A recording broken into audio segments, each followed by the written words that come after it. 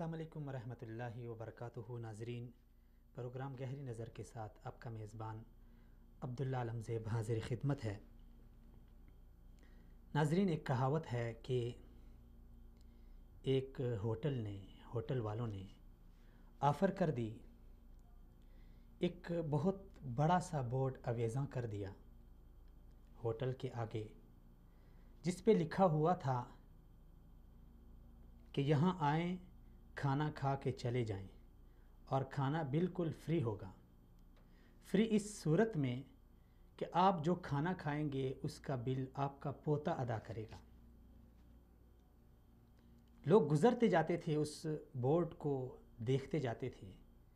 ایک نوجوان کے دل میں آیا کہ یہ تو بڑا نادر موقع ہے۔ اندر گھس گیا ہوٹل میں، خوب کھانا کھایا۔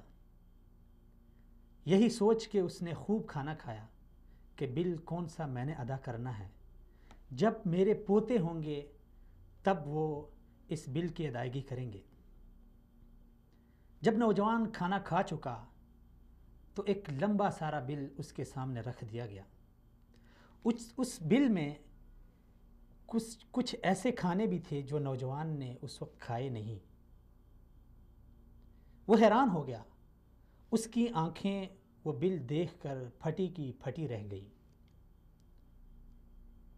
پوچھنے پہ اسے جواب ملا کہ یہ کھانا تمہارے دادے نے کھایا تھا، جس کا بل آج تمہیں چکانا پڑ رہا ہے۔ ایک مختصر سی کہانی ہے ناظرین، لیکن اگر ہم اپنی پاکستان کی سیاست کو دیکھیں، پاکستان کی جمہوریت کو دیکھیں اور اپنے جمہوری نظام کو دیکھیں، تو جب سے پاکستان آزاد ہوا اس وقت سے اس کا نام رکھا گیا اسلامی جمہوریہ پاکستان۔ لیکن مملکت خداداد میں جمہوریت کس حد تک جمہوریت ہے اور کس حد تک آمریت، اور اس جمہوریت کی آڑ میں کیا کچھ ہو رہا ہے، اور یہی کچھ دیکھ کے ہمارے بڑے گزر گئے، ہمارے آباء و اجداد گزر گئے۔ انہوں نے اس نظام کے خلاف آواز نہیں اٹھائی، جس کا نتیجہ آج ہم ان کے پوتوں کی صورت میں بھگت رہے ہیں۔ ایک عرصہ ہوا، تقریباً 70 سال ہونے کو ہیں کہ ہم اس کرپٹ نظام کی چکی میں پیسے جا رہے ہیں۔ جو وہ خاموش ہو گئے تو آج ہمیں بھگتنا پڑ رہا ہے۔ آج اگر ہم خاموش ہیں تو کل ہماری نسلیں بھی اسی نظام کے تحت ہماری طرح زندگی گزارنے پر مجبور ہوگی۔ ناظرین، آج کے پروگرام میں ہم اسی حوالے سے بات کریں گے کہ عرصہ 70 سال سے مجبوریوں میں اور مایوسی میں پستی پاکستانی قوم اس نظام کی تبدیلی کی آرزومند ہے، لیکن نظام ہے جو تبدیلی کا نام نہیں لے رہا۔ اسی حوالے سے بات کرنے کے لیے ہمارے ساتھ محترم جناب لارڈ نذیر صاحب لائن پہ ان کو لے لیتے ہیں۔ السلام علیکم ورحمۃ اللہ۔ وعلیکم السلام۔ سر بہت شکریہ، نوازش سر آپ نے شرکت کی۔ سر ہم بات کر رہے ہیں نظام کی تبدیلی کے حوالے سے۔ کہا یہ جاتا ہے کہ نظام، بلکہ اس وقت زمینی حقیقت بھی یہی ہے کہ ہمارے پاس نظام کی تبدیلی کا جمہوری واحد ایک راستہ ہے جو انتخابات کے تھرو ہم چلا رہے ہیں۔ سر ایک عرصہ ہو گیا مملکت خداداد پاکستان کو اسی نظام کے تحت، لیکن کہا یہ جاتا ہے کہ جمہوری نظام میں ممالک ترقی کرتے ہیں، ہمیں ایک عرصہ ہوا ترقی تو کجا، ہم دن بدن پیچھے آ رہے ہیں۔ کیا وجہ ہے سر؟ یہ جمہوری نظام بذات خود ٹھیک نہیں ہے، یا جو پاکستان میں جمہوری نظام ہے اس میں کہیں خرابی ہے؟ آپ کا بہت بہت شکریہ۔ پہلے تو میں یہ کہوں گا کہ ونسٹن چرچل نے کہا تھا جی سر کہ جمہوری نظام ایک بہت بڑا خراب نظام ہے، لیکن ہمیں صرف یہی پتا ہے یہ کوئی اچھا نظام نہیں ہے، لیکن چونکہ ہمیں صرف یہی پتا ہے، لیکن جمہوری نظام کو اگر آپ سائٹ پہ رکھیں جی سر تو آپ دبئی UAE کا نظام دیکھ لیں, وہ جمہوری نظام نہیں ہے لیکن وہاں پہ کوئی بھوکا نہیں ہے, وہاں پہ انصاف ملتا ہے, وہاں پہ پراسپیرٹی ہے, وہاں پہ لوگوں کے پاس پیسہ ہے, ملک جو ہے وہ UAE کا اسٹرانگ ہے. جی سر. ایسے اور بھی بہت جگہ ہیں جہاں پہ آپ کو نظام جو غلط بھی ڈفرینٹ بھی ہو, چائنا کے اندر کمیونزم ہے, وہاں پہ وہ فریڈم نہیں ہے لیکن ان کی اکانومی دیکھ لیں, ان کا ڈیفنس دیکھ لیں, ان کی ملک کی عزت اور وقار دیکھ لیں. تو یہ جو جمہوریت پاکستان کے اندر ہے اس کو وہ جمہوریت کہتے ہیں, لیکن گدے کا نام اگر آپ شیر رکھ لیں تو وہ شیر نہیں ہوتا, وہ گدھا ہی ہوتا ہے. جی بالکل. ایسے ہی یہ جمہوریت جو ہے یہ ڈکٹیٹرشپ آف, یہ ایک یونیک قسم کی ڈکٹیٹرشپ ہے. جن کے پاس پاور آتی ہے ان کے خاندانی پاور, وہ کرپشن بھی کرتے ہیں تو ان کے حق میں نعرے لگائے جاتے ہیں, اور اگر وہ غلط بھی کرتے ہیں تو ان کی تعریفیں تو کی جاتی ہیں. تو آپ کو یہ یاد کرانا ضروری ہے کہ اللہ سبحانہ تعالیٰ نے فرمایا کہ ان اللہ لا یغیر ما بقوم حتی یغیروا بانفسہم. بے شک اللہ تعالیٰ کسی قوم کی حالت نہیں بدلتا یہاں تک کہ وہ لوگ اپنے آپ کو خود تبدیلی پیدا نہ کریں. سر اس کا مطلب ہے کہ ہمیں بحیثیت قوم کچھ کرنا ہوگا, اپنی حالت بدلنی ہوگی. تو سر کیسے ممکن ہے کہ ہم اس نظام سے چھٹکارا حاصل کریں, یعنی قوم کو کیا کرنا ہوگا, کیونکہ یہی لوگ ہیں 4-5 سال بعد چہرے بدل کے ہمارے سامنے آ رہے ہیں, تو ہمیں یعنی کیا متبادل راستہ کیا اختیار کرنا چاہیے؟ دیکھیں وہ یہ تو اگلے الیکشن کی آپ بات کر رہے ہیں. جب تک ہمارے اندر ایتھکس, مورلز, ویلیوز جب تک وہ ہمارے اندر انشرائن نہیں ہوتے کہ ووٹ دینی ہے تو ایمانداری سے دینی ہے, یہ نہیں کہ میں نے ووٹ اس لیے دینی ہے میری برادری ہے یا مجھے ذاتی مفاد ملے گا یا میرے تھانے میں کام ہوگا یا پٹواری اور تحصیلدار کے DC کے سامنے پہ کام ہوگا, وہ نظر میں رکھ کے وہ جو ہے وہ نظام نہیں بدل سکتا. نظام تب بدلتا ہے جب آپ ووٹ دیتے ہیں کسی کو اس بیسس کے اوپر کہ وہ میرے ملک کے لیے, میرے ملک کے غریبوں کے لیے, میرے ملک کے جو مسکین ہیں ان کے, اور لائک جو اکانومی ہے, ڈیفنس ہے, اس کے لیے بہترین آدمی کون ہے. سیڈلی میں اگر یہ آپ کو بتاؤں, بدقسمتی سے ابھی تک انہیں خود بھی نہیں پتا کہ وہ نظام ہے کیا. یعنی وہ سمجھتے ہیں کہ ڈیموکریسی کا نام یہی ہے کہ پیسے خرچ کر لیں جتنے بھی ہوں آپ الیکٹ ہونے کے لیے, اور پھر اس کے بن جائیں تو منافع بنائیں, آپ منافع کمائیں اور قرض ملک کے اوپر لیتے جائیں. ری پیمنٹ کا نہ سوچیں کہ ہمارے پوتے دیں گے یا پرپوتے دیں گے ری پیمنٹ, لیکن اپنے لیے وہ اتنا, یعنی اگر آپ دیکھیں کل ایک پولیٹیکل پارٹی کے سربراہ وہ کھلے عام شراب کی بوتل ان کو کسی عورت نے پیش کی, انہوں نے اس کے اوپر کپڑا ڈال کے سب کے سامنے ڈانس کیا, پھر جس طریقے سے وہ شراب کے پیر ایسے ڈانس کیا, تو یہ جو, اور کوئی بندہ اس کو غلط کہنے والا نہیں. ہمارا مولوی جو ہے دھرنے پہ بیٹھ کے اتنی گندی گالی وہ دے رہا ہے, نام کس کا, نبی پاک صلی اللہ علیہ وسلم کے لیے دھرنا دے رہے ہیں, اور کام کون سے گندے جو گھٹیا قسم کے. تو یہ جو ایتھکس اور مورلز اور ویلیوز جو ہیں, یہ جو بار بار کہتے ہیں جی کہ میں خود نظام ہوں, میں خود پتہ ہی نہیں ہے کہ نظام ہوتا کیا ہے, صرف یہ پتا ہے کہ پیسے کس طرح لٹنے ہیں اور باہر کس طرح لے جانے ہیں.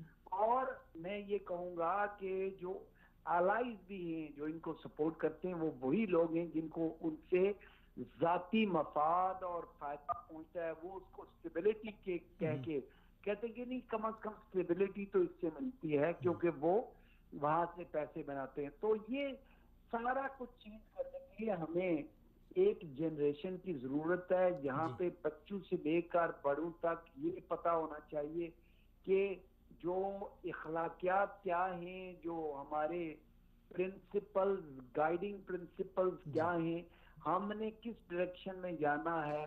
اور ہم نے اگر سر معذرت کے ساتھ آپ کی بات کاٹ رہا ہوں, آپ پاکستان کے حالات سے بھی بخوبی واقف ہیں, وہاں برطانیہ میں آپ رہ رہے ہیں, تو آپ کیا ڈیفرنٹ دیکھ رہے ہیں سر؟ کیا یعنی فرق ہے کیا اگر موازنہ کرنا چاہیں ہماری جمہوریت کا اور وہاں کی جمہوریت کا؟ تو ہم اپنی جمہوریت میں ایک تو جی ایک چیز ہونا تو میں کہوں ہر چیز ڈفرینٹ ہے. یہاں پہ فیصلے کیبنٹ میں ہوتے ہیں اور وہ لوگ فیصلے کرتے ہیں جو الیکٹڈ ہیں پارلیمنٹ کے اندر. آپ کا جو پرائم منسٹر جو ہے وہ کسی کا غلام ہے, وہ باہر بیٹھا ہوا ہے, وہ لندن میں بیٹھا ہوا ہے. آپ کی پارٹی ایم کیو ایم کا وہ لندن میں بیٹھا ہے, وہ اس کے اوپر الیگیشنز ہیں.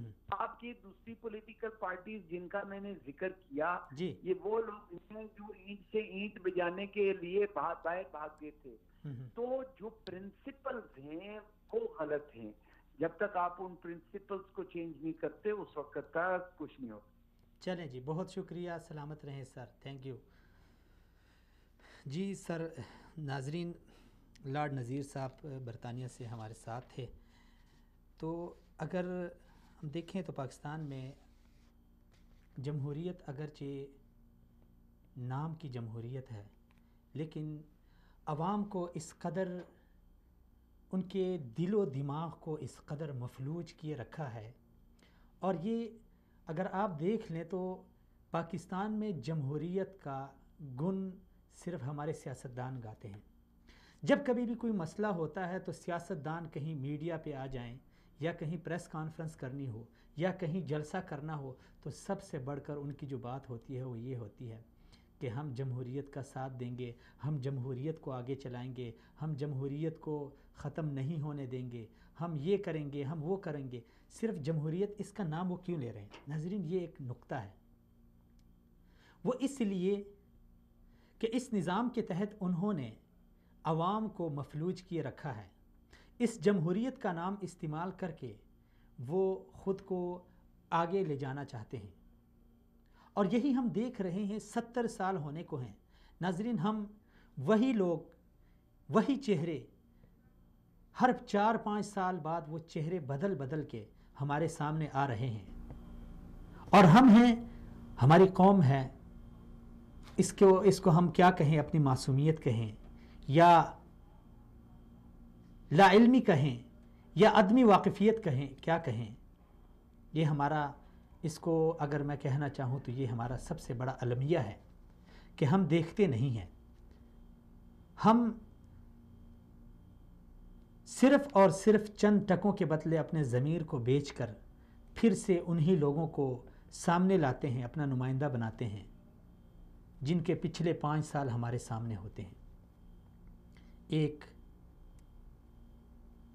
نہیں بلکہ کئی امور میں اگر ہم دیکھیں, کئی اداروں کو, اپنے تمام اداروں کو ہم دیکھ لیں تو کسی ادارے میں بھی آپ کو درستگی نظر نہیں آئے گی. ہر ادارے میں ہم یہی رونا روتے ہیں کہ اداروں میں کرپشن ہے, اداروں میں لوٹ مار ہے, رشوت کے بغیر کام نہیں چل رہا, مہنگائی ہے, غربت ہے, لوگ خودکشیاں کر رہے ہیں. کیا وجہ ہے؟ کیا ہماری مملکت میں کچھ ہے نہیں؟ کیا وجہ ہے کہ ملک میں ذخائر نہیں ہے؟ سب کچھ ہے لیکن نظام کرپٹ ہے. اور یہ نظام ناظرین کسی اور کا لایا ہوا نہیں ہے, یہ ہم خود یہ نظام اپنے لیے تشکیل دیتے ہیں. ہم خود ہی اس کا انتخاب کرتے ہیں. ہم خود ہی ان لوگوں کو, جنہیں نہ جمہوریت کا پتہ ہوتا ہے, نہ سیاست کا پتہ ہوتا ہے, نہ قانون سازی کا پتہ ہوتا ہے, وہ جب آگے پارلیمنٹ میں جاتے ہیں تو ہمارے ساتھ یہی کچھ ہوتا ہے. ڈاکٹر انیس صاحب, وائس چانسلر رفاع یونیورسٹی اسلام آباد, وہ ہمارے ساتھ فون کال پہ ہیں, ان سے بات کر لیتے ہیں. السلام علیکم ورحمۃ اللہ وبرکاتہ. وعلیکم السلام ورحمۃ اللہ وبرکاتہ. ڈاکٹر صاحب بہت شکریہ آپ نے شرکت کی. ڈاکٹر صاحب ہم بات کر رہے ہیں نظام کی تبدیلی کی. نظام کی تبدیلی پاکستان میں اگر ہم دیکھیں تو جمہوری ملک ہے اور جمہوریت اور انتخابات کے ذریعے نظام تبدیلی یعنی نظام کی تبدیلی ہوتی ہے. لیکن ڈاکٹر صاحب اگر ہم دیکھیں اپنی تاریخ کو دیکھیں، ایک عرصہ ہو گیا ہم جمہوریت کا نام تو لے رہے ہیں لیکن وہ نظام ہے جو وہی کا وہی ہے، جو تبدیل ہونے کا نام نہیں لے رہا. کہا یہ جاتا ہے کہ جمہوری ممالک ترقی کرتے ہیں لیکن ہم ہیں کہ دن بدن پیچھے چلتے جا رہے ہیں.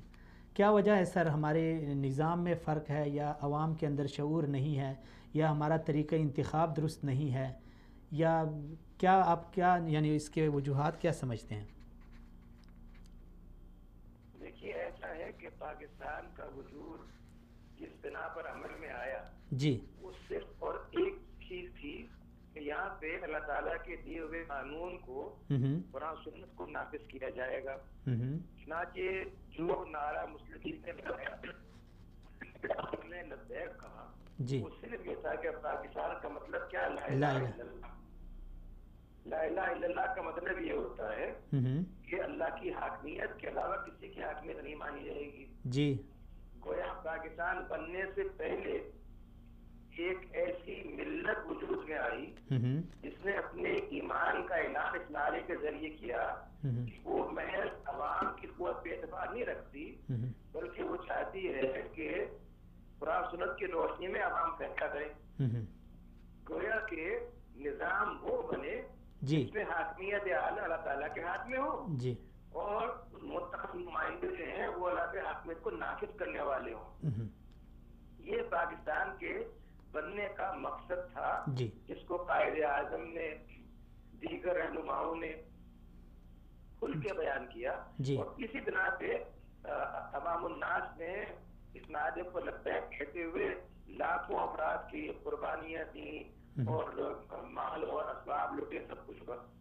پاکستان بننے کے بعد جی وہ یہ کہ جناب صاحب کا جو تصور صحیح تھا وہ یہ تھا کہ پاکستان میں اسلامی نظام نافذ ہو. چنانچہ قائد اعظم نے ایک دفعہ نہیں 50 مرتبہ اس بات کا اظہار کیا کہ پاکستان میں شریعت نظام نافذ ہوگا، پاکستان میں اسلامی عدل ہوگا، اسلامی مساوات ہوگی، اسلامی جمہوریت ہوگی، اسلامی آئیڈیالوجی ہوگی. یہ وہ سارے الفاظ ہیں جو قائد اعظم نے استعمال کیے خطابات میں. یہ کسی نے وضع نہیں کیے نہ ان کے سے منسوخ کر دی. تو چونکہ وہ خود زندہ نہیں رہے اور جو لوگ برس اقتدار آئے وہ سب وہ تھے سرمایہ دار تھے، نواب تھے، وڈیرے تھے، مختلف ان کے انٹرسٹ تھے. اور دوسری جانب یہ تھا کہ جو بیوروکریسی تھی وہ بیوروکریسی تھی تربیت تھی اس کے اندر تربیت کی ساری کی ساری تربیت آتی کہ کس طرح سے آپ سے نظام کو چلائیں اسی کے عادی تھے. وہ کیا کرتے اس بارے میں علماء کرام نے غرور ادائی کا جو کرنا چاہیے تھا وہ مل کر کے رہنمائی فراہم کرتے اور یہ کہتے کہ یہ اسلام کے اصول نافذ کیجیے. وہ محدود رہے اپنے اختلافات کے اندر. اس بنا پر نظام یہاں کے چلا وہ اس سے مختلف نہیں رہا جو کسی اور ملک کے اندر پایا جاتا ہے. ایسا کہ جمہوریت ہمارے یہاں ووٹ کے ذریعے تبدیل لائی جاتی ہے. ووٹ ایک ذریعہ ہے.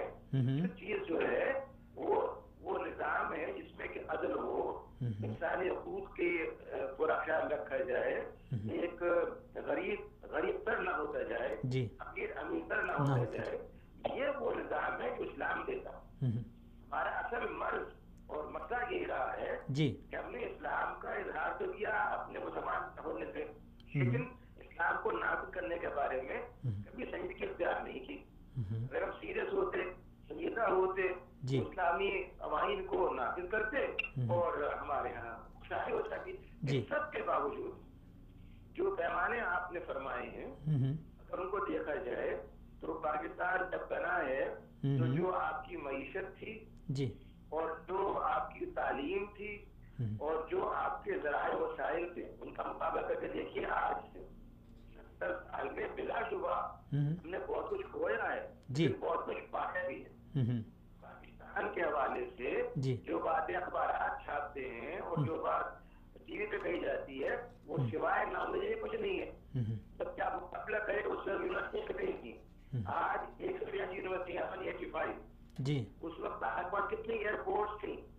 آج آپ کے ہر صبح میں آپ کی ایئرپورٹ موجود ہے. اس وقت آپ کے پاس کتنی فوج تھی؟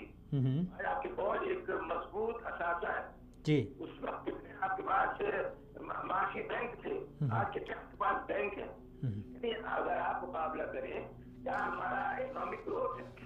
ڈاکٹر صاحب وہ تو سب کچھ ہے، لیکن اگر یہ جو ادارے ہیں ہمارے، مثلا ہمارے پاس یونیورسٹیاں ہیں، ہمارے پاس کالجز ہیں، اسکول بھی ہیں، یعنی ہم آگے بلڈنگ کے حوالے سے تو ترقی کر گئے، لیکن اداروں کے اندر اگر دیکھا جائے تو نظام پھر وہی ہے، یعنی کرپشن ہے، لوٹ مار ہے، سب کچھ. یعنی تو اس حوالے سے یعنی کیا یعنی تبدیلی کیسے ممکن ہے؟ یعنی کیونکہ انتخابات تو عوام کے ہاتھ میں ہوتے ہیں، سلیکشن عوام کے ہاتھ میں ہوتی ہے کہ وہ کس طرح سے. اس کا سبب کیا ہے؟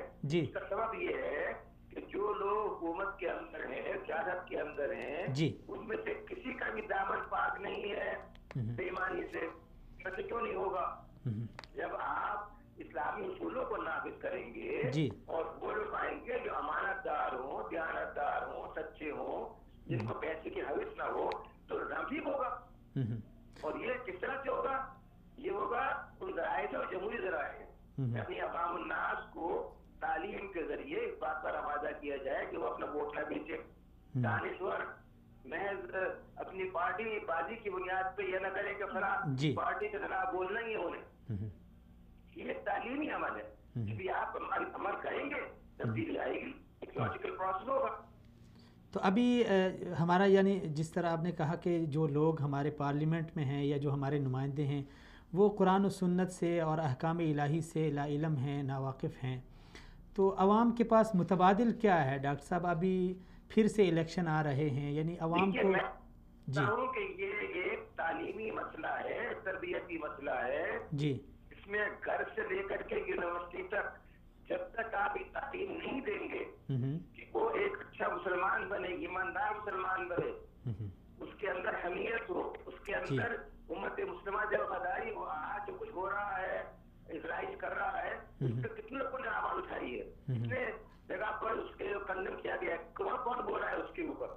یعنی جو پیمانے ہیں آپ کے سامنے ہیں، سب یہ پیمانے آپ کو بتا رہے ہیں. اس کا مطلب یہ ہے کہ عوام کی تعلیم و تربیت کی ضرورت ہے، کردار سازی کی ضرورت ہے. یہ ایک لمبا عمل ہے. ووٹ اس کا ایک حصہ ہے. جی آپ عمل کریں گے ووٹ کی تبدیلی پیدا ہوگی. چلیں جی ڈاکٹر صاحب بہت شکریہ، سلامت رہیں، آپ نے ٹائم دیا. جی ناظرین، ڈاکٹر صاحب نے جو بات کی ہے کہ ووٹ تب استعمال کیا جائے جب عوام کے اندر شعور بیدار کیا جائے، اور یہ پاکستان کا سب سے بڑا المیہ ہے. کیونکہ دیکھیں ایک جاگیردار ہے، اس کی جاگیر میں ہزاروں لوگ مزدور ہیں. ایک فیکٹری کا مالک ہے، اس کی فیکٹری میں ہزاروں لوگ مزدور ہیں. ایک اس طرح دوسرا کوئی بندہ ہے، خان ہے، وڈیرا ہے، چودھری ہے، سائیں ہے، اس کے پاس ہزاروں لوگ ہوں گے. جب الیکشن کے دن آئیں گے تو ان ہزاروں لوگوں نے وہی کچھ کرنا ہے جو ان کو ان کا بڑا حکم دے گا. کیوں؟ یہ اس لیے، اور وہاں پہ پھر وہ لوگ جو مزدور ٹائپ کے لوگ ہوں گے وہ یہ نہیں دیکھتے کہ جس کو ہم ووٹ دے رہے ہیں، خان صاحب یا بڑے چودھری صاحب کی وساطت سے جس کو ہم منتخب کر رہے ہیں، وہ کیسا آدمی ہے. کیونکہ ان کے اندر شعور نہیں ہے. وہ جانچ نہیں سکتے کہ وہ اس بندے کا کردار کیا ہے. انہوں نے وہی کچھ کرنا ہے جو ان کو حکم ملے. اور یہی وجہ ہے کہ ایک عرصہ ہوا پاکستان میں ہم اس موروثی سیاست سے ہماری جان نہیں چھوڑتی. یہ موروثی سیاست ہماری جان نہیں چھوڑتی، کیونکہ ہم شاید اپنے اس ضمیر کو، اپنے اس ووٹ کو اتنا ہلکا سمجھ رہے ہیں، اس کو ایک ہار جیت کا ایک کھیل سمجھ رہے ہیں. ہم شاید نظریے کو ووٹ نہیں دے رہے بلکہ چہروں کو ووٹ دے رہے ہیں. ہم شاید کردار کو ووٹ نہیں دے رہے بلکہ دولت کو ووٹ دے رہے ہیں. ہم شاید عمل کو، علم کو، سمجھ کو اور شخصیت کو نہیں بلکہ لوگوں کے جاہ و جلال کو ووٹ دے رہے ہیں. برادری لسانی تعصب کو مد نظر رکھ کے جب ہم کسی لیڈر کا انتخاب کریں گے تو پھر ہمارا یہی حال ہونا ہے۔ ناظرین، ہمارا ایک ووٹ یہ صرف ایک کاغذ نہیں ہے کہ ہم اس کو اٹھا کے ایک ڈبے میں پھینک دیں، کسی ایک نشان کے اوپر اس کو پھینک دیں۔ ہمارا ایک ووٹ پوری قوم، پورے ملک کی تقدیر ہے۔ ہمارا ایک ووٹ ملک اور ملت کی تقدیر بدل سکتا ہے۔ اس لیے انتخابات اور سلیکشن کے دوران جب بھی فیصلہ کرنا ہو تو یہ سوچ سمجھ کر فیصلہ کیجیے کہ ہمارے ایک ووٹ سے جو نمائندہ آگے جائے گا، اسمبلی تک جائے گا، سینٹ تک جائے گا، کسی ادارے کا اعلیٰ عہدیدار بنے گا، وہ جو بھی کام کرے اچھا کرے تو اس میں آپ برابر کے شریک ہیں، برا کرے تو اس کے عذاب میں آپ برابر کے شریک ہیں۔ جب اس حقیقت کو آپ مد نظر رکھ کے اپنے ضمیر کا استعمال کریں گے تو یقیناً میں گارنٹی کے ساتھ کہہ سکتا ہوں کہ بہت جلد ہمارا نظام بھی ٹھیک ہوگا اور اس ملک و ملت کی تقدیر بھی تبدیل ہو جائے گی۔ ناظرین، یہاں پہ وقت ہوا ہے ایک چھوٹی سی بریک لیتے ہیں۔ بریک کے دوران ہم آپ کو ایک چھوٹی سی رپورٹ دکھائیں گے، ہمارا المیہ کیا ہے، اور اس پروگرام کی وساطت سے ہم آپ ناظرین کو میسج کیا دینا چاہتے ہیں، اس رپورٹ کو آپ مشاہدہ کریں۔ بریک کے بعد واپس آتے ہیں۔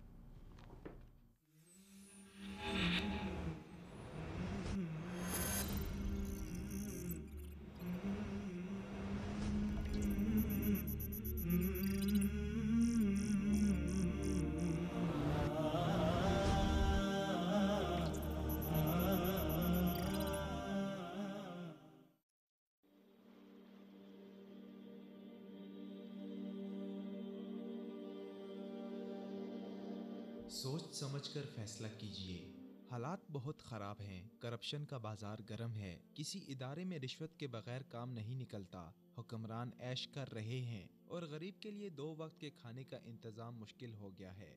جان و مال محفوظ نہیں، تعلیم و صحت کے اداروں کا برا حال ہے، کاروبار کرنا مشکل ہو گیا ہے۔ یہ سب وہ باتیں ہیں جو ہماری اکثر مجلسوں کا موضوع بحث ہوتی ہیں۔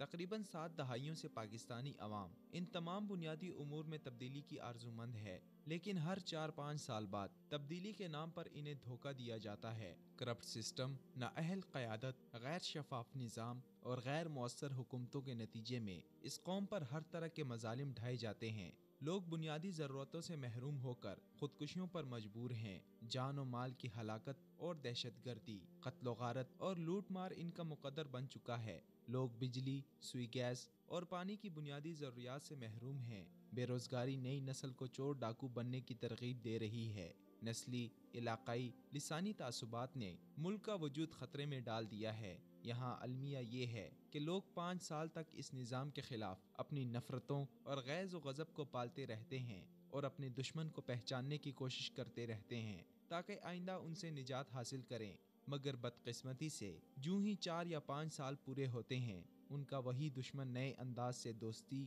وفاداری، ہمدردی اور محبت کا لباس اوڑھ کر اور یہی رہزن ان کی عزت و آبرو اور جان و مال کے محافظ کا روپ دھار کر سامنے آ جاتے ہیں۔ اپنے دشمن کی پہچان نہ رکھنے والی بے سمت، تباہ حال اور بدنصیب قوم پھر انہی رہزنوں کو دوست اور مسیحا سمجھ کر اگلے 5 سال کے لیے منتخب کر لیتی ہے۔ سوال پیدا ہوتا ہے کہ اس قوم کا وہ دشمن کون ہے جس نے دائماً انہیں ایک طویل عرصے سے تبدیلی اور خوشحالی سے دور رکھا ہوا ہے۔ مملکت کی 20 کروڑ عوام کو اس دشمن نے باعزت زندہ رہنے کے حق سے محروم کر رکھا ہے، حتیٰ کہ اس قوم کو اپنی شناخت سے بھی محروم کر دیا ہے۔ یاد رکھیں، اس قوم کا دشمن یہ کرپٹ اور اجارہ دارانہ نظام انتخاب ہے، وہ نظام سیاست جو گزشتہ کئی دہائیوں سے مخصوص لوگوں کو اس ملک میں پال رہا ہے، مخصوص اجارہ داریوں کے نتیجے میں جس کی پرورش ہو رہی ہے، جس نے اس قوم کی 99% عوام کو حقیقی جمہوریت سے محروم کر رکھا ہے اور جس نے 1% سے بھی کم پر مشتمل مخصوص طبقے کو حکومت کا پیدائشی اور موروثی حق دے رکھا ہے۔ اگر ہم چاہتے ہیں کہ اس ازلی دشمن سے چھٹکارا حاصل کر لیں تو من حیث القوم ہم سب کی ذمہ داری بنتی ہے کہ ہم اپنی حالت بدلنے کے لیے اٹھ کھڑے ہوں اور ہر کوئی ذاتی مفادات کو پس پش ڈال کر ملک و ملت کی تقدیر بدلنے کے لیے دوران انتخاب اپنے ضمیر کو جھنجھوڑ کر فیصلہ کرے، کیونکہ ہمارے پاس نظام کی تبدیلی کا حالیہ راستہ انتخاب ہے۔ انتخابات میں ووٹ کی حیثیت ایک شہادت ہے جس کا چھپانا بھی حرام ہے اور اس میں جھوٹ بولنا بھی حرام، اس پر کوئی معاوضہ لینا بھی حرام۔ محض ایک سیاسی ہار جیت اور دنیا کا کھیل سمجھنا بہت بھاری غلطی ہے جس کا خمیازہ پوری قوم کو بھگتنا پڑتا ہے۔ اپنے نمائندے کا انتخاب نظریے، علم، عمل اور دیانتداری کی روح سے اس حقیقت کو سامنے رکھ کر کیا جائے کہ ہمارے ووٹ اور شہادت سے جو نمائندگی کسی اسمبلی تک پہنچے گی وہ اس سلسلے میں جتنے بھی اچھے یا برے اقدامات کرے ان کی ذمہ داری ہم پر عائد ہوگی، ہم بھی اس کے ثواب یا عذاب میں برابر کے شریک ہوں گے۔ آپ کا ایک ووٹ پوری قوم کی تقدیر بدل سکتا ہے، سوچ سمجھ کر فیصلہ کیجیے۔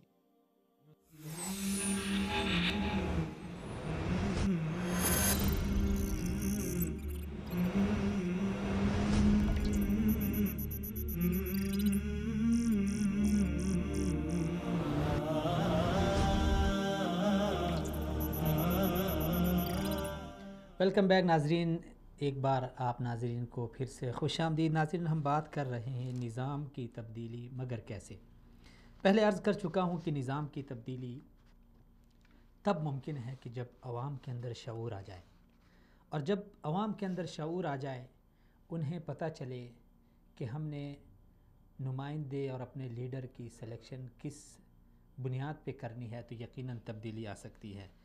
اس وقت ہمارے ساتھ فون کال پہ ہمارے معزز مہمان جناب خلیل الرحمن چشتی صاحب ساتھ ہیں، ان سے بات کرتے ہیں۔ السلام علیکم ورحمۃ اللہ۔ وعلیکم السلام ورحمۃ اللہ۔ چشتی صاحب بہت شکریہ سر، سلامت رہیں، آپ نے شرکت کی۔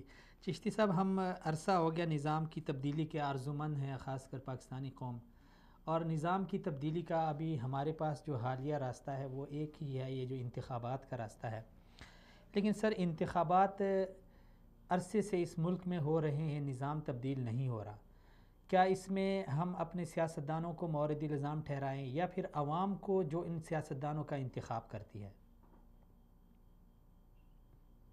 دیکھیے، اس میں دونوں طرف چیزوں کو غور کرنا ہے، پھر ایک تیسری چیز کی طرف غور کرنا ہے۔ جی جی۔ ایک تو ہمارے جو سیاستدان ہیں جی، وہ بھی مورد الزام ٹھہرائے جا سکتے ہیں، اس لیے کہ وہ لیڈر تو بن گئے ہیں لیکن انہیں خود اسلام کے بارے میں کچھ نہیں پتا، اور وہ ہیں تو مسلمان، اور ایک مسلمان ریاست کے اندر ہیں، اور لوگوں سے یہ توقع رکھتے ہیں کہ وہ ان کو لیڈر بنائیں، اور لوگوں ان کو ووٹ بھی دیتے ہیں، لیکن وہ اسلامی اعتبار سے اسلامی قیادت کے لیے اہل نہیں جی، ان کے پاس نہ علم ہے اور نہ اس کے پاس تقویٰ ہے اور نہ وہ اس کی اہلیت رکھتے۔ دوسری طرف عوام الناس کا بھی یہی معاملہ ہے کہ وہ بھی ایسے لوگوں کو منتخب کرتے ہیں جو ان کے دشمن ہیں، جو ان کے حقوق کے دشمن ہیں، وہ ان کو لوٹتے ہیں، وہ بددیانت ہیں، لیکن یہ عوام اتنے بھولے سیدھے سادہ اور جاہل ہیں کہ انہی لوگوں کو وہ منتخب کرتے ہیں۔ اب اس میں ایک تیسری بات ہے جی، اور تیسری بات یہ ہے کہ جو اسلامی قوتیں ہیں ہماری، ان کا بھی بڑا عجیب و غریب حال ہے، جن کا فرض ہے کہ وہ لوگوں کو بتائیں کہ صحیح کیا ہے اور غلط کیا ہے، جی، لیکن وہ خود الجھی ہوئی ہیں، وہ آپس میں لڑتی جھگڑتی ہیں، وہ ایک دوسرے کے خلاف فتوے دیتی ہیں، اور ابھی تک انہوں نے یہ نہیں جانا کہ ان کو کیا کام کرنا ہے، وہ استعمال بھی ہو جاتے ہیں، یعنی اپنی سمت کا انہیں ابھی پتہ نہیں ہے، اشارے پر بھی وہ کام کرتے ہیں۔ تو لیڈرشپ کا بھی ایک مسئلہ ہے، اسلامی لیڈرشپ عوام میں کام نہیں کر رہی ہے جیسا اس کو کام کرنا چاہیے، اور عوام کو ابھی وہ پوری طرح مطمئن کرنے میں کامیاب نہیں ہوئی، خود اس کی اپنی ذاتی الجھنیں۔ تو سر، اس سلسلے میں ہمارے پاس جو طریقہ انتخاب ہے، ووٹ کے ذریعے ہم کسی کو منتخب کرتے ہیں، لیکن ہمارے معاشرے میں شاید یہ جو ووٹ ہے اس کو ایک معمولی سی چیز سمجھ کے ہر ایرے غیرے کو دیا جاتا ہے، اب یعنی ایک ضمیر ہے، ایک امانت ہے، لیکن یہ بہت سستے داموں یہ ضمیر ہمارا بک جاتا ہے۔ سر ہمارے ناظرین کو آپ بتا دیں، کیونکہ ہم پاکستانی ہیں اور پھر سے ہم نے انتخابات میں آنا ہے، اپنے نمائندوں کو چننا ہے، تو کن چیزوں کو مد نظر رکھ کے ہم یعنی ایک لیڈر کو منتخب کریں، اس کے کردار کو، اس کی سیاست کو، اس کی چالاکی کو، کیا چیز ہمارے مد نظر ہونی چاہیے؟ اس میں دو چیزیں ہیں. پہلی چیز تو یہ ہے کہ صحیح پارٹی کا انتخاب کیا جائے، اور دوسری چیز ہے صحیح آدمی کا انتخاب کیا جائے. بعض اوقات یہ ہوتا ہے کہ آدمی اچھا ہوتا ہے لیکن پارٹی اچھی نہیں ہوتی، اور دوسری جانب یہ بھی دیکھنے میں آیا ہے کہ پارٹی اچھی نہیں ہوتی، آدمی اچھا ہوتا ہے، اور دوسری طرف یہ کہ آدمی خراب ہوتا ہے، پارٹی اچھی ہوتی ہے. تو دونوں چیزوں کو پیش نظر رکھنا چاہیے. قرآن مجید نے صاف کہہ دیا وَلَا تُطِعْ مَنْ أَغْفَلْنَا قَلْبَهُ عَنْ ذِكْرِنَا وَاتَّبَعَ هَوَاهُ وَكَانَ أَمْرُهُ فُرُطًا. فرمایا گیا کہ ایسے آدمی کی پیروی مت کیجیے، اس کی اطاعت مت کیجیے جو جس کے دل کو اللہ تعالی نے اپنی یاد سے غافل کر دیا ہے، جس کے احکامات افراط و تفریط پر مبنی ہیں. اور تیسری بات جو کہی گئی کہ من اغفلنا قلبہ عن ذکرہ واتبع ہواہ، جو خواہشات نفس کا پیروکار ہو. یعنی لیڈر وہ ہو جو قرآن و سنت کا پیروکار ہو، جس میں اللہ کی یاد پائی جاتی ہے. اچھا، لیڈروں کے بارے میں قرآن کی کوئی 40 آیات ہیں. ایک جگہ تو یہ بات کہی گئی کہ لیڈر لوگوں کو دوزخ میں لے کے جاتے ہیں، اور یعنی ناشکری لیڈرشپ ہوتی ہے، نعمت الہی کو نہیں مانتی. الم تر الی الذین بدلوا نعمت اللہ کفرا فاحلوا قومهم دار البوار. کیا آپ نے ان لوگوں کو نہیں دیکھا جنہوں نے اللہ کی نعمتوں کو ناشکری سے بدل دیا اور اپنی قوم کے لیے دوزخ کے گڑھے کو حلال کر دیا. تو یہ دوزخ جیسے فرعون کے بارے میں کہا گیا کہ یہ ایک ایسی لیڈرشپ تھی جو دوزخ کی طرف دعوت دینے والی تھی. تو یہاں صاف انداز میں بتا دیا وَلَا تُطِعِ الْكَافِرِينَ وَالْمُنَافِقِينَ، نہ تو آپ کافر لوگوں کی پیروی کیجئے اور نہ منافق لوگوں کی پیروی کیجئے. وَلَا تُطِعِ، دوسری جگہ سورہ قلم کے اندر کہا گیا کُلَّ حَلَّافٍ مَّہِینٍ، جو زیادہ قسمیں کھاتا ہے اور جو گھٹیا آدمی ہے، جو غیبت اور چغلی میں مبتلا ہے، مشاء بنمیم، اور معتد ہے، اسیم ہے، گنہگار ہے، بد کردار ہے، تو ان کی پیروی مت کیجیے. اب میں پچھلے کل کی یا پرسوں کی بات ہے، اسلام آباد کا ایک جلسہ ہو رہا تھا، بڑا عوامی جلسہ ہے، پرسوں عوامی جلسہ ہے. اس میں ایک پارٹی کا جو ہے وہ آدمی، لاکھوں لوگ اس جلسے کے اندر موجود ہیں، وہاں بیٹھ کر وہ سرے عام شراب پی رہا ہے، سرے عام شراب پی رہا ہے. اور یہ وہ آدمی ہے جو پاکستان کا 5 سال تک صدر رہ چکا ہے پارٹی کا، اور وہ سرے عام. تو ایسے لوگوں کو جو ہے ووٹ نہیں دینا چاہیے جو سرے عام عوام الناس کے سامنے شراب پی رہے ہیں. تو جو گناہوں میں ملوث ہوں، جو بد کردار ہیں، جو ٹیکس نہیں دیتے. چشتی صاحب، ہمارے ناظرین کو اگر آپ یہ جو ووٹ ہم دیتے ہیں اس کو بڑا معمولی سمجھتے ہیں، اس کی اہمیت کے حوالے سے اور اس کی حساسیت کے حوالے سے، کیونکہ ہمارا ایک ووٹ شاید ایک ملک کی اور قوم کی تقدیر بدل دے، تو اس حوالے سے آپ کیا کہتے ہیں؟ یعنی اس کی اہمیت ہے یا نہیں؟ جی، یہ ایک گواہی ہے. اگر آپ غلط آدمی کو ووٹ دیتے ہیں تو غلط گواہی دے رہے ہیں، اور یہ شہادت زور ہے. تو جو قرآن مجید نے کہا گیا نا وَالَّذِينَ لَا يَشْهَدُونَ الزُّورَ، تو یہ لوگ جھوٹی گواہی نہیں دیتے. یعنی ایک گواہی ہے، آپ عوام کے سامنے بھی اور اللہ کے سامنے یہ کہہ رہے ہیں کہ یہ آدمی اچھا ہے اور میں اس کو منتخب کرنا چاہتا ہوں، یہ مسلمانوں کا لیڈر ہے. تو آپ غلط آدمی کو ووٹ دے رہے ہیں، غلط پارٹی کو ووٹ دے رہے ہیں، فاسق و فاجر کو، شرابی کو، اور سود خور کو، رشوت خور کو، جو اسلام اسلام کا مذاق اڑاتا ہے، اسلام کا دشمن ہے، فسق و فجور میں مبتلا ہے، ایسے آدمی کو اگر آپ ووٹ دیں گے تو آپ جھوٹی گواہی دے رہے ہیں اور آپ گناہ گار ہوں، تو عوام بھی گناہ گار ہوں گے. لیکن یہاں پر یہ ہمارا بھی فریضہ ہے، میرا اور آپ کا فریضہ ہے کہ ہم عوام الناس کو بتائیں کہ قرآن کیا کہتا ہے، حدیث کیا کہتی ہیں، اور یہ کہ کون اس کا اہل ہے اور کون نا اہل. عوام کی تربیت کرنا، عوام کو تعلیم دینا، یہ بھی ہماری ذمہ داری ہے. چونکہ ہم کما حق کو یہ ذمہ داری ادا نہیں کرتے، اس کے نتیجے میں لوگ پھر بھولے بھالے عوام ان فاسق و فاجر لیڈروں کے دام میں گرفتار ہو جاتے. چلیں خلیل صاحب، بہت شکریہ، سلامت رہے، آپ نے شرکت کی، ٹائم دیا.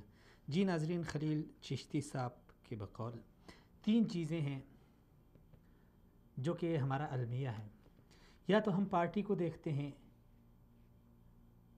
کہ پارٹی کون سی ہے، کیسی ہے، صرف پارٹی کے نام پہ اپنا ضمیر بیچتے ہیں، یا کسی پارٹی کا جو امیدوار ہے، شخصیت ہے، اس کے نام پہ. جب بھی ہم انتخاب کریں ہمیں دونوں چیزیں دیکھنی ہوں گی، پارٹی کو بھی دیکھنا ہوگا. اب آپ ناظرین خود ہی بتائیں کہ ایک پارٹی کا وائس چیئرمین، شریک چیئرمین اور اس کا چیئرمین وہ سرعام دارالخلافہ میں بیٹھ کر لاکھوں لوگوں کے مجمع کے سامنے جب شراب پیے گا، ہم کتنے یعنی ہمارے ضمیر مر چکے ہیں کہ ہم پھر بھی اپنا ضمیر لے کے اسی شخص کے حوالے کر دیتے ہیں. کیا خاک وہ تبدیلی لائے گا ہمارے لیے؟ کیا خاک وہ ہمارے لیے اچھے کام کرے گا؟ کیا خاک وہ ہمارے اس نظریے کو قائم اور دائم رکھے گا جس نظریے کی بنیاد پہ ہم نے اس دھرتی کو حاصل کیا تھا؟ آپ خود سوچیں کہ ہم اتنے مردہ ضمیر ہو چکے ہیں کہ ایک عرصے سے ہم صرف یہی نعرہ لگا رہے ہیں کہ بھٹو زندہ ہے. اگر میں یقین کے ساتھ کہہ سکتا ہوں کہ اگر ہماری یہ حالت اور ہمارا یہ نعرہ کسی دوسرے ملک کے باشندے کو پتہ چلے تو وہ ہم پہ ہنسے گا. ہماری حالت کا یعنی ہماری حالت اتنی گر چکی ہے، ہم ایک مفلوج یعنی حال قوم بن چکے ہیں. اور یہ ساری چیزیں آتی ہیں تعصب کی بنیاد پہ. جب ہم پارٹی کے تعصب میں آ جائیں، لسانی اور قومی تعصب میں آ جائیں، تو پھر وہیں پہ ہم اندھے ہو جاتے ہیں. ہمیں یہ دکھائی نہیں دیتا کہ جس شخص کو میں اپنا لیڈر تسلیم کر رہا ہوں، جس شخص کو میں اپنا ضمیر دے رہا ہوں، اپنا ووٹ، جس طرح خلیل صاحب نے فرمایا کہ یہ ایک ووٹ نہیں ہے، یہ ایک کاغذ نہیں ہے کہ آپ اس کو لے کے ایک ڈبے میں پھینک رہے ہیں. یہ ایک شہادت ہے، ایک گواہی ہے، لوگوں کی بھی گواہی ہے اور اللہ کی طرف سے بھی یہ گواہی ہے. آپ گواہ ہیں. کل اس ایک ووٹ سے متعلق آپ سے اللہ رب العزت بھی پوچھے گا اور پاکستانی قوم بھی پوچھے گی، کیونکہ آپ کے ایک ووٹ سے شاید کوئی بندہ جیت جائے، وہ چلا جائے، وہ اس معاشرے کے لیے وبال جان بن جائے، جس طرح ہمارے سیاستدان بنے ہوئے ہیں. عرصہ ہو گیا ہم اسی نظام کے اندر پس رہے ہیں. لارڈ نذیر صاحب نے بڑی اچھی بات کی ہے کہ جب تک قوم کے اندر شعور نہیں آئے گا اور من حیث القوم ہم اپنی حالت بدلنے کے لیے اٹھیں گے نہیں، کھڑے نہیں ہوں گے، اور صرف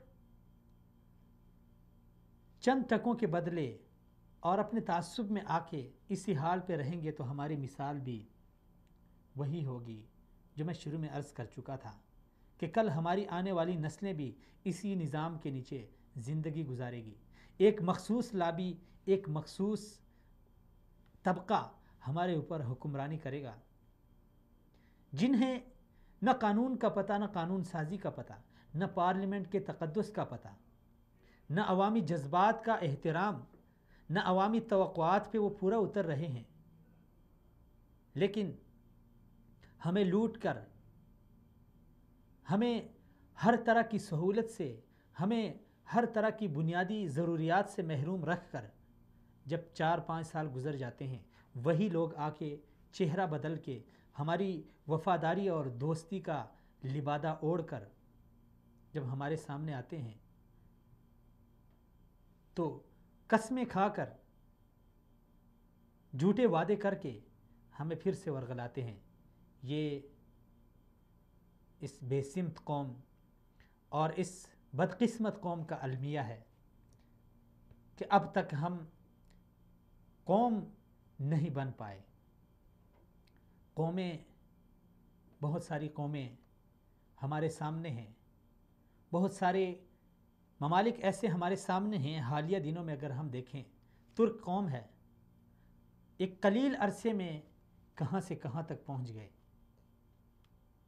کیسے انہوں نے اپنے آپ کو تبدیل کر دیا، کیسے انہوں نے اپنی مملکت کو تبدیل کر دیا. تیونس ہے، الجزائر ہے، مصر ہے، یہ ایسے ممالک ہیں جہاں پہ قومیں اٹھی اور قوموں نے اٹھ کر وہاں کے نظام کو تبدیل کر دیا.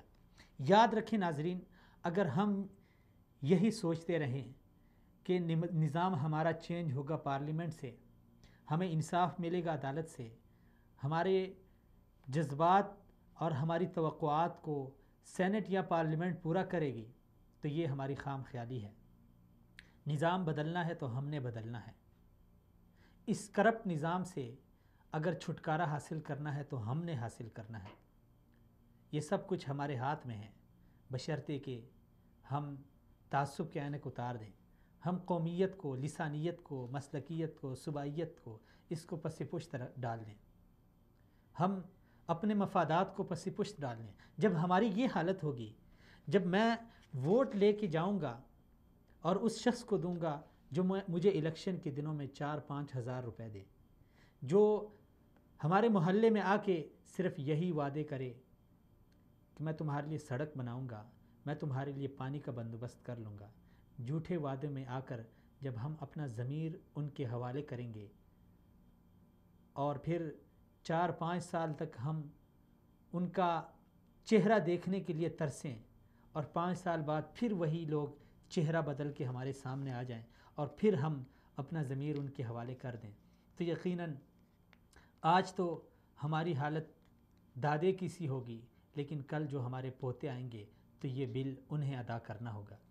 یقین جانیے، آج پاکستانی قوم اپنے بڑوں کو برا کہتی ہے کہ کاش ہمارے آباء و اجداد نے اس نظام سے چھٹکارا حاصل کیا ہوتا، کیونکہ یہ صرف المیہ آج کا نہیں ہے، عصر حاضر کا نہیں ہے. ایک عرصے سے ہم اس نظام میں پستے چلے آ رہے ہیں. حیرت ہو رہی ہے، یعنی تعجب ہے ہماری اس حالت پہ کہ ہم نظریے کو نہیں دیکھتے بلکہ شخصیات کو دیکھ رہے ہیں.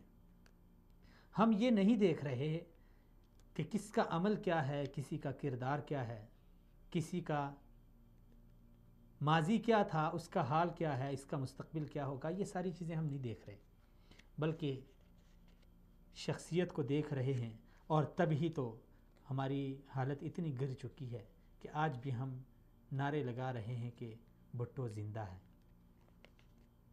بھٹو زندہ نہیں بلکہ ہمارا ضمیر مردہ ہے. بھٹو بیچارہ کب کا اس دنیا سے جا چکا ہے، لیکن جب تک ہمارا ضمیر زندہ نہیں ہوگا تب تک بھٹو نہیں مرے گا. جب ہمارا ضمیر زندہ ہو جائے گا تو پھر ہم زندوں کو بھی مردوں میں شمار کریں گے.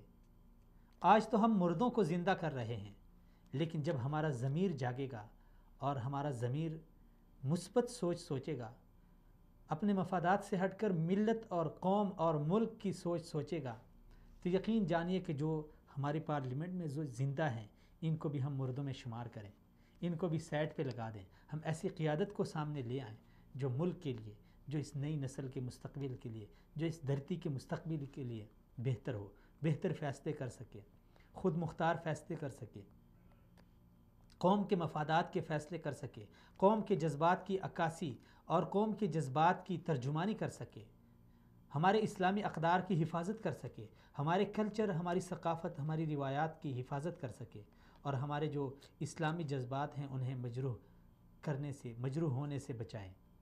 ناظرین، ذرا سوچئے، ہمارا ایک ووٹ پوری قوم اور پورے ملک کی تقدیر بدل سکتا ہے. اس لیے اس کو کھیل نہیں سمجھنا، اس کو ہار جیت اور پارٹی بازی اور لسانیت اور صوبائیت اس سے بالاتر ہو کر ان تمام چیزوں کو بالاتاق رکھ کے ہم نے فیصلہ کرنا ہے کہ ہمارا ایک ووٹ ملک کی تقدیر بدل سکتا ہے۔ اس لیے گزارش ہے کہ اپنا ضمیر کسی کے حوالے کرتے ہوئے سوچ سمجھ کے فیصلہ کیجیے۔ اجازت دیجیے انہیں چند مختصر سے پیغامات کے ساتھ اگلے پروگرام میں ہم پھر اسی موضوع کے دوسرے پہلو پہ حاضر ہوں گے کہ انتخابات میں ہم کس کو اپنا لیڈر تسلیم کریں، لیڈرشپ کے لیے وہ بنیادی صفات کیا ہونے چاہیے جس کو ہم مد نظر رکھ کر ہم اپنے لیڈر کا انتخاب کریں۔ اجازت دیجیے، اللہ حافظ۔